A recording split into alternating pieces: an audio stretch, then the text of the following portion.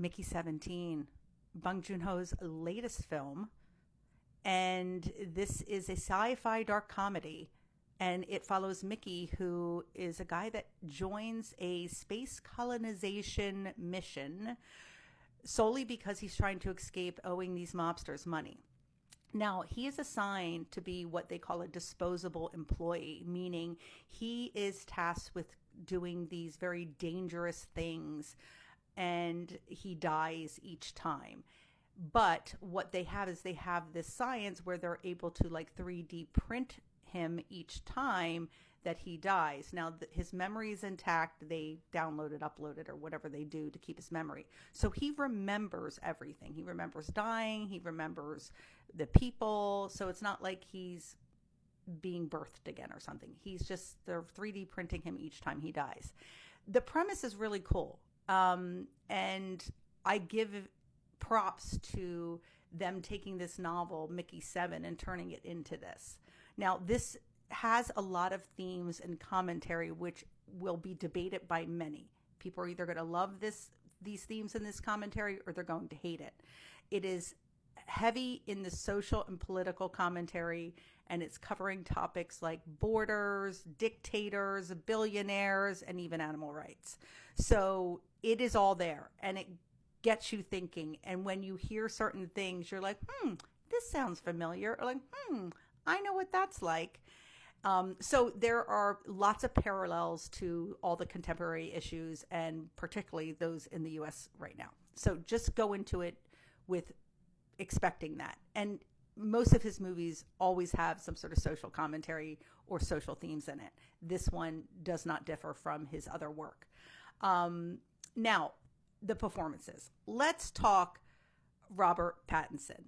Okay, now this has Robert Pattinson in it, Naomi Ackie, Toni Collette, Mark Ruffalo, but I want to specifically talk about Pattinson. I have not been a huge fan of Robert Pattinson. My sister has been a fan since Twilight days, and I never got it, never understood it, and probably because of those movies. I don't know. But saying that, I didn't go into this with any high expectations from Pattinson, but he is phenomenal. The way that he is able to take these comedic undertones and be self-deprecating and it land every single time really wowed me. And so, you know, I give him props for that, and I have a new respect for him as an actor.